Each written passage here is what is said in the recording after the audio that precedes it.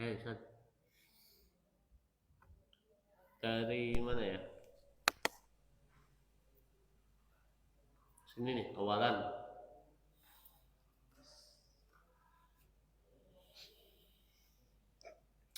Wah, genah ya ukuran hukum. Ayo coba. Oke, ya, ayo.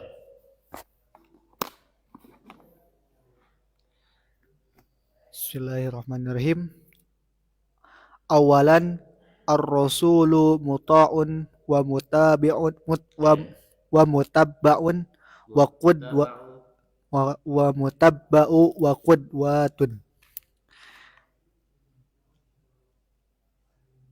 Innallaha amaral muslimina bita'atir rasuli sallallahu alaihi wasallam fi ghairi ma ayatin.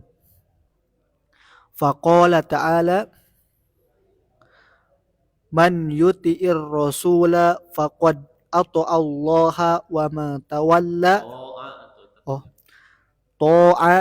ta'allaha wa man tawalla fama arsalnaka alaihim hafidhan. Wa qala qul atiullaha war rasula fa in tawallaw fa innallaha la yuhibbul kafirin. Wa khairu ma tupassaru bihi Kita dihandap ya, kasih. tu tupassiru tupassiru bihi hadhil ayatu maruwiya. Maruwiya. Aduh, ini beda tuh. Marawahu Abu Hurairah radhiyallahu anhu anin nabiyyi sallallahu alaihi wasallam annahu qala kullu ummati yadkhulunal jannata illa man aba. Qalu wa man ya'ba. Qala man ato'ani dakhalal jannata wa man asani faqad aba. Pembahasan kita itu membahas tentang bagaimana sunnah Nabi di dalam Islam. Nah, kita berusaha untuk mengetahui sebenarnya sunnah Nabi itu atau hadis itu di dalam Islam wajib diimani atau tidak. Karena ada sebagian kalangan yang dia justru menolak hadis atas dasar hadis itu tidak terpercaya. Ya secara logika bayangkan aja seperti ini. Ada satu ucapan seseorang bisa terpercaya dan sama persis dengan apa yang diucapkan oleh orang itu, tapi orang itu berusia 1400 tahun. Kira-kira mustahil atau tidak secara logika? Ada ucapan seseorang yang berusia 1400 tahun dan hari ini kita bisa percaya bahwa itu benar 100% asli dan persis seperti apa yang dikatakan 1400 tahun yang lalu. Kira-kira logis kan? Ya zaman sekarang kayaknya agak diragukan. Kenapa? Karena bisa jalankan 1400 tahun lah. Jadi 10 tahun. Nukamani oke. Kalau misalnya ada ustadz bercerita, kemudian saya menyampaikan apa yang diucapkan oleh ustadz kemarin, sama persis tuh. Kadang beda, kadang dirangkum. Nah, yang jadi persoalan adalah apakah hadis Nabi ini benar-benar asli, benar-benar sahih, benar-benar sama persis dengan apa yang diucapkan oleh Nabi 1400 tahun yang lalu. Jadi posisinya seperti apa hadis itu di dalam hukum Islam atau di dalam Islam. Nah, di sini penulis ini mencoba untuk mengemukakan berbagai macam alasan. Ternyata hadis itu adalah sesuatu yang memang sudah Allah takdirkan dan rencanakan untuk ada dalam agama Islam. Alasannya apa? Yang pertama ini. Alasan pertama kenapa hadis itu merupakan sesuatu yang penting dan harus kita percaya meskipun usianya 1400 tahun adalah ar-rasulu muta'un wa mutaba'un wa qudwatun. Rasul itu merupakan zat bukan seseorang yang ditaati, diikuti dan dicontoh, gitu ya.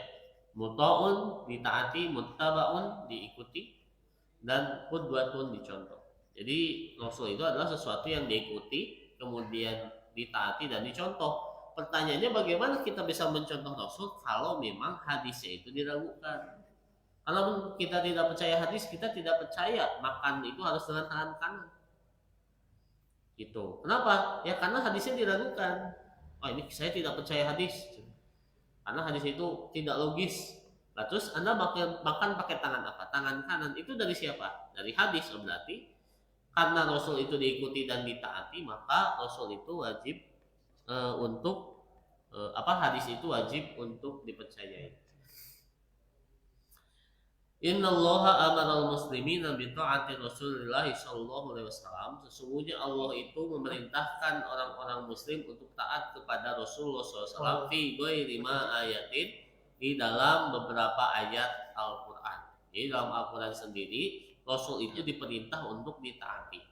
Faqala ta'ala, maka Allah Subhanahu wa taala berfirman, "May yuti'ir rasula faqad ata Allah." Barang siapa yang taat kepada Rasul, maka dia sungguh taat kepada Allah. Berarti syarat taat kepada Allah itu adalah taat pada Rasul. Wa man tawalla, dan barang siapa yang berpaling atau menolak kepada Rasul, fama arsalnaka alaihim hafido, maka tidaklah kami mengutus kepada mereka seorang penjaga. Nah, di ayat ini secara jelas bahwasannya Allah memerintahkan untuk taat pada Rasul. Taat pada Rasul sama dengan taat pada Allah. Waqala, dan Allah juga berfirman, Qul ati'ullaha wa rasul, katakanlah oleh Muhammad, ati'ullaha, taatlah kalian kepada Allah, wa rasulah, dan juga Rasul. Fa in tawallau, jika kalian berpaling, fa innallaha la yuhibbul kafirin, sesungguhnya Allah tidak menyukai orang yang kafir. Itu berarti orang yang tidak taat pada Allah dan Rasul, dalam artian dia mengingkari Rasul atau mengingkari hadis, bisa jadi hukumnya jatuh pada orang kafir. Itu.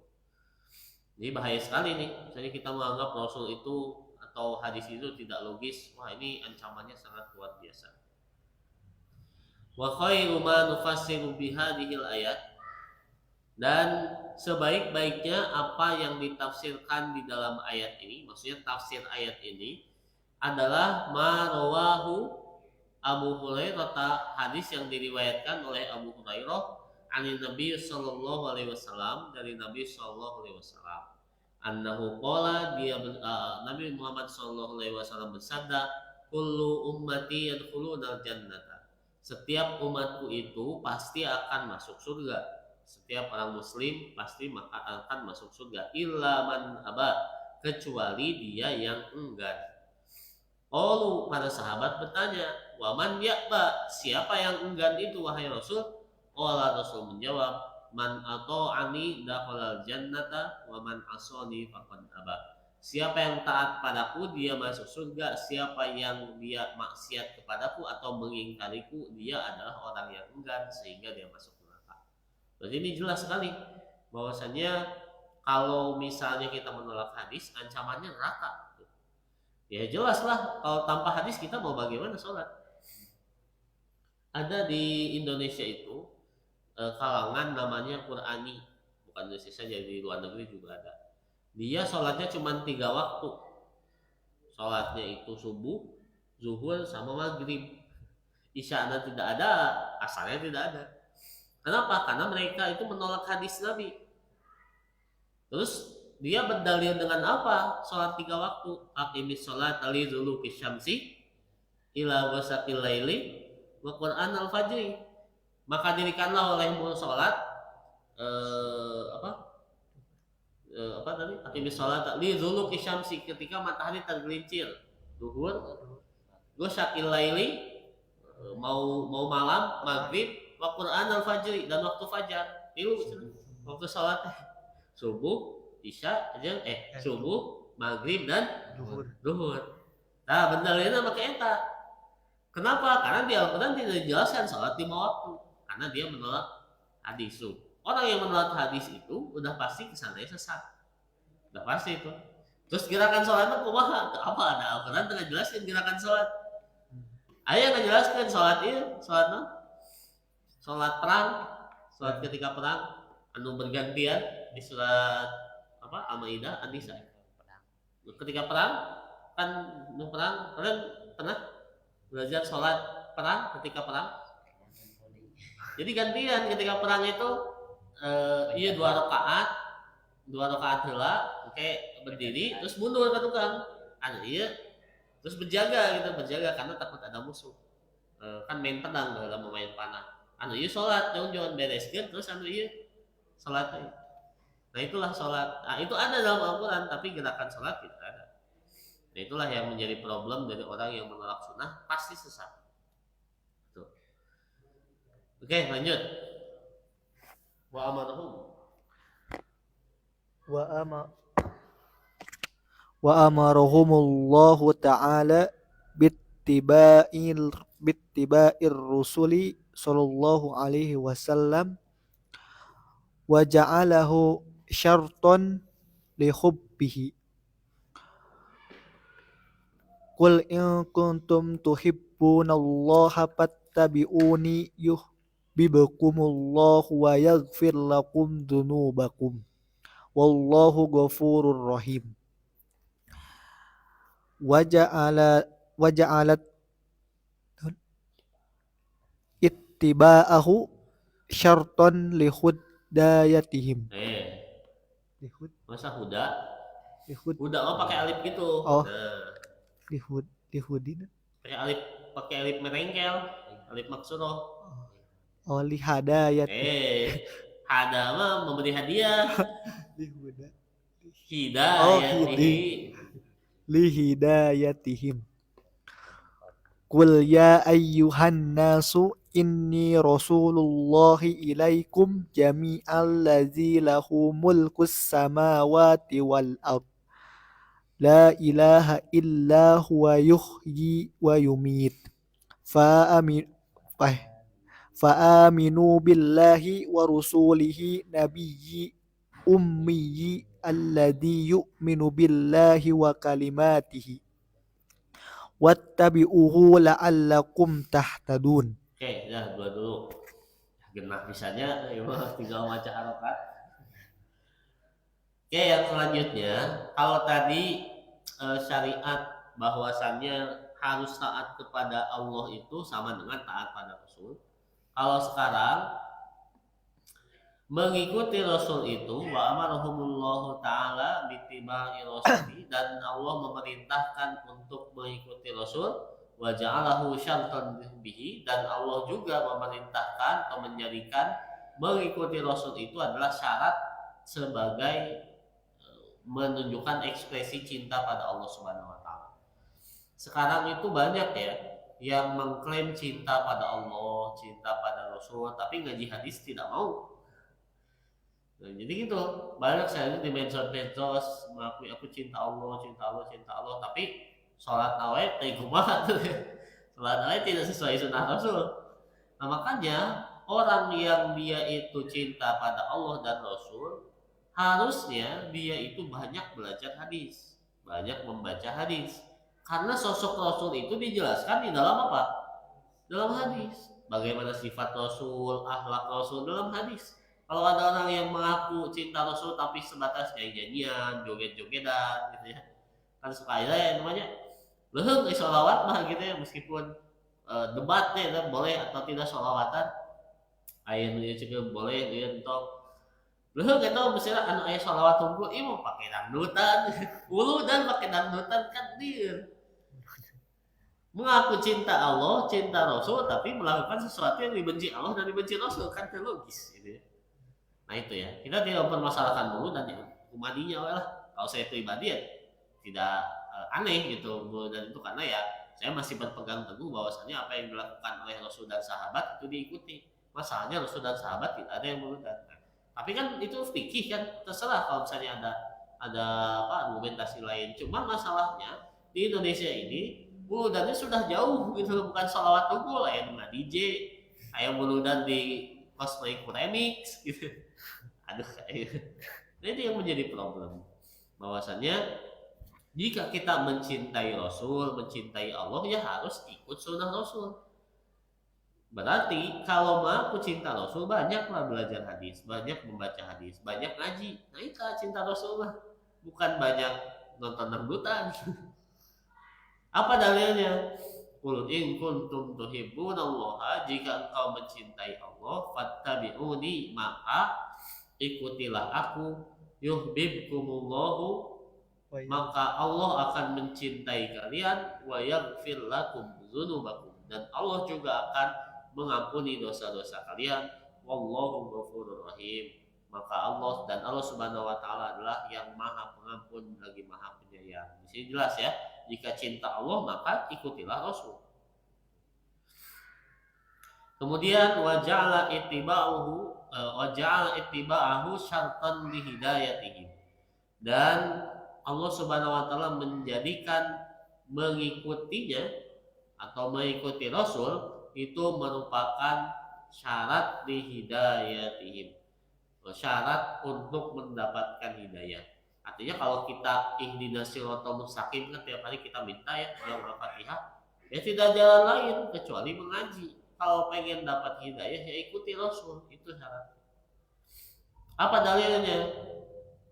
Qul ya ayyuhan nasu, katakanlah oleh Muhammad, wahai manusia, inni rasulullahi ilaikum, sesungguhnya aku adalah rasulmu, rasul Allah kepada kalian, jami'an, seluruh umat. Alladzi lahu mulkus samawati wal ardh, yang aku merupakan rasul dari zat yang memiliki langit dan bumi. La ilaha illa huwa yuhyi wa yumiit, tidak ada Tuhan kecuali Dia yang menghidupkan dan mematikan. Wa aminu billahi wa rasulihi, maka berimanlah kalian kepada Allah dan Rasulnya. An-nabiyil ummiyil ladzi yu'minu billah, nabi ummi itu yang tidak bisa baca, maksudnya Nabi Muhammad, yang beriman kepada Allah, wa kalimatihi, dan kalimatnya, ada yang menyebut Nabi Isa. Wattabi'uhu la'allakum tahtadun. Nah ini intinya. Dan ikutilah Nabi Muhammad kalau supaya kalian mendapat hidayah. Nah, ini intinya. Ikutilah Nabi Muhammad supaya mendapat hidayah. Logika terbaliknya berarti kalau tidak mengikuti Nabi Muhammad dia dapat hidayah tidak? Tidak. Nah, itu. Oke, lanjut. Wa ja'ala fi Rasulillahi sallallahu alaihi wasallam. Hah? Ulangi. Wa ja'ala fi Rasulillahi sallallahu alaihi wasallam uswatan hasanatan. Itu bukan Uswatan hasanatan. Laqad kana lakum fi Rasulillahi uswatun hasanatun liman kana yarjullaha wal yawmal akhir wa dzakarallaha katsira. Asyarallahu azza wa jalla bihadihil ayati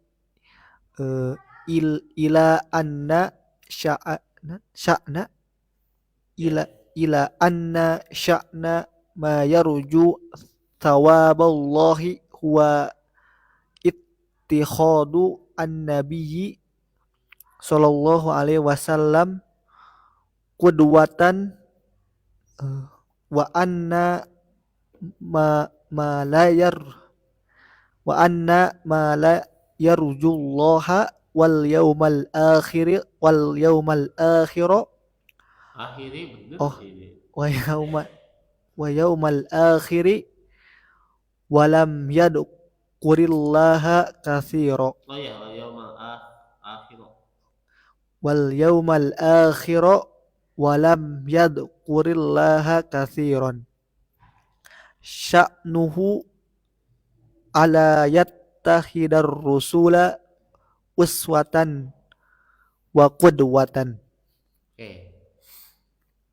Selanjutnya, selain tadi kan mengikuti Rasul bisa dapat hidayah, mengikuti Rasul itu alamat mencintai Allah, mengikuti Rasul itu sebuah keharusan, bisa menjadi kafir kalau tidak ikut Rasul. Nah, mengikuti Rasul juga merupakan uswatun hasanah. Jadi Islam itu adalah agama yang kita tidak perlu bingung-bingung cara beragama secara real yang tidak tekstual itu di mana? Di Rasul. Jadi kan banyak orang gini, di dalam sebuah kitab misalnya kitab Hindu atau Buddha ada kitab itu disebutkan kan bagaimana ajaran agamanya. Pertanyaannya siapa orang yang dia itu menjadi role model yang harus diikuti? Kadang suka bingung. Misalnya di Kristen, di agama Nasrani itu ada kitab Bible. Pertanyaannya siapa yang dia itu menjadi role model yang sempurna sekali yang menerjemahkan isi Bible dalam perilaku? Bingung. Paus. Ternyata Paus ada yang korupsi. Ada Paus yang gay. Nah itu kan bingung. Bagaimana? Ternyata ada Paus yang ya memiliki banyak kekurangan, ada intrik politiknya. Nah Islam itu adalah agama yang dia itu selain ajarannya ada dalam teks, ajarannya juga ada secara praktis. Jadi orang itu terkadang kalau dia tidak mendalami Al-Quran tapi hanya melihat sosok Rasul, itu bisa jadi Islamnya bagus. Misalnya ada orang bapak-bapak tidak bisa bahasa Arab, jarang ngaji, tapi dia ikut ajaran Rasul, misalnya Rasul bagaimana Rasul tersenyum, bagaimana Rasul berinteraksi dengan orang, ikuti Rasul, ternyata dia bisa jadi lebih bagus pengamalan Islamnya daripada orang yang dia mempelajari Al-Quran. Ada kesempatan. Artinya apa? Artinya tadi orang itu tidak mesti untuk belajar banyak, baca Al-Quran tafsirnya. Ternyata dengan hanya mengikuti Rasul saja orang itu bisa berislam dengan bagus. Bukan berarti orang tetong diajar, beda deh ya teman. Cuman menunjukkan bahwasannya ajaran Islam itu ada dalam sosok Rasulullah, bukan hanya terbatas tekstual. Nah itu uswatun hasanah itu penting. Uswatun hasanah itu ya sehingga Pancasila lah. Pancasila dibuat oleh saha? Pancasila dibuat oleh saha?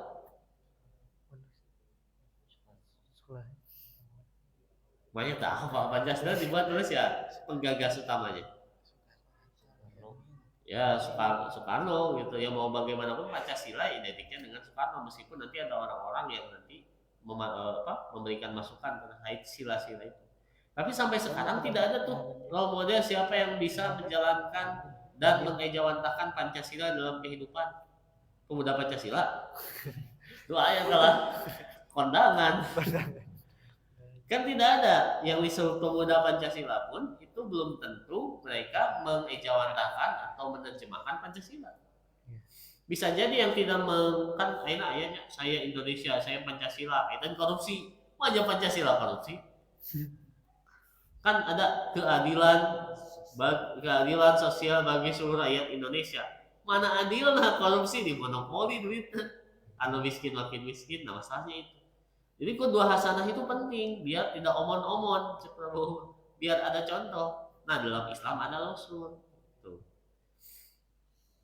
Laqad kana lakum fi Rasulillahi uswatun hasanah. Maka ada dalam diri Rasul itu uswatun hasanah, contoh yang baik. Liman kana yarjullah. Nah, gini, contoh yang baik dari Rasul itu tujuannya untuk apa? Ya ini, liman kana yarjullah wal yaumal akhir. Barang siapa dia yang mengharapkan ridho Allah, pertemuan dengan Allah dan selamat di hari akhir. Jadi kita tidak perlu mencontoh Rasul, namun tidak mau selamat di akhirat dan tidak mau selamat di hari akhir. Gitu aja. Jadi kenapa kita harus mencontoh Rasul? Ya jelas, supaya kita selamat ketika bertemu dengan Allah dan supaya kita selamat ketika hari penghisaban. Wadzakarullah katsiran dan mengingat kepada Allah secara banyak. Nah itu ya. Asyarallahu azza wa jalla, Allah subhanahu wa ta'ala memberikan isyarat bihadil ayati, dari ayat ini, ila ansya'na, bahwasannya atau jika, ini bisa anna ya tapi tidak tasydid ya, dibaca ansya'na ya, bahwasannya urusan man yarju thawaballahi, orang yang mereka mengharap ganjaran Allah subhanahu wa ta'ala itu adalah ittikhadun nabi sallallahu alaihi wasallam, menjadikan Nabi sallallahu alaihi wasallam qudwatan, sebagai qudwah. Wa an man la yarjullaha wal yaumal akhir, dan urusan atau bahwasannya orang yang tidak mengharap ridho Allah subhanahu wa ta'ala dan hari akhir, walam yadhkurillaha katsira, dan orang-orang yang tidak berzikir kepada Allah itu secara banyak, sya'nuhu, urusannya alla yattakhidar rasula uswatan hasanatan, urusannya adalah hendaklah dia tidak menjadikan Rasulullah sallallahu uswatun hasanah. Nah itu ya. Jadi Rasulullah SAW sebagai uswatun hasanah berfungsi untuk menyelamatkan kita ketika bertemu dengan Allah, ketika mengalami hari akhir, dan untuk supaya kita lebih banyak mengingat Allah gitu. Jadi zikir itu bisa dengan membaca hadis gitu. Karena ya zikir itu kan mengingat Allah, bukan hanya astagfirullah, tapi mempelajari bagaimana Islam itu. Gitu. Oke, lanjut. Wala yatahaqqaqu ayyu min ta'atir rusuli sallallahu alaihi wasallam wattiba'ihi wal iqda Lagi. wat Wala yatahaqqaqu wala yatahaqqaqu ayyu min ayyun min ta'atir rusuli sallallahu alaihi wasallam wa ittiba'ihi wal iqda'i iktida'i bihi illa bi imtithali awamirihi wajtinabi nawahihi wa iktida'ihi fi akhlaqihi wa harakatihi wa sakanatihi wajah liha kullaha juz'an minal hayati wal amali biha wa awamiruhu wa nawahihi wa akhlaquhu wa harakatuhu wa sakanatuhu ma hiya illa sunnatuhu wa illa sunnati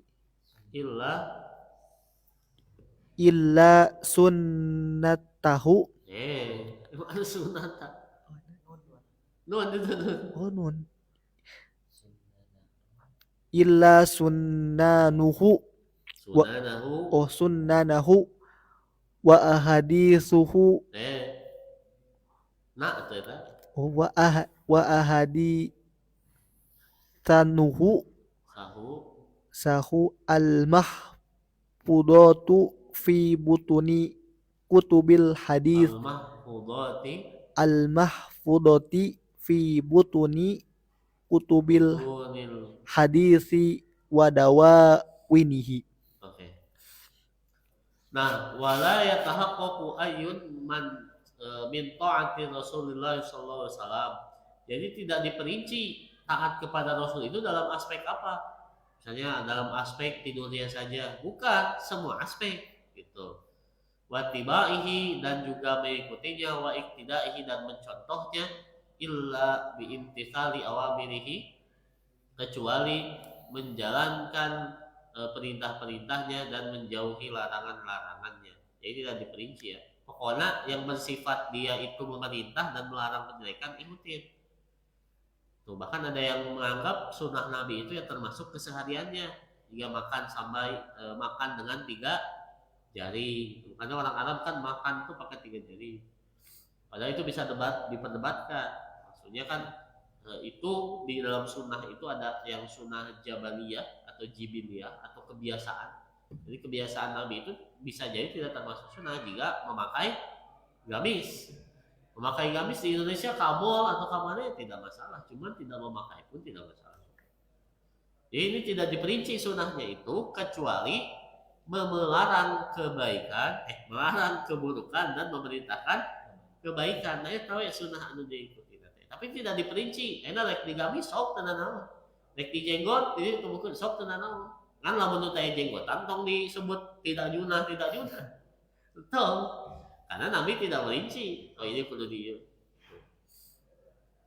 Nah kemudian fi ahlakihi wa harakatihi wa sakanatihi wa ja'liha kullaha juz'an minal hayati wa amali biha.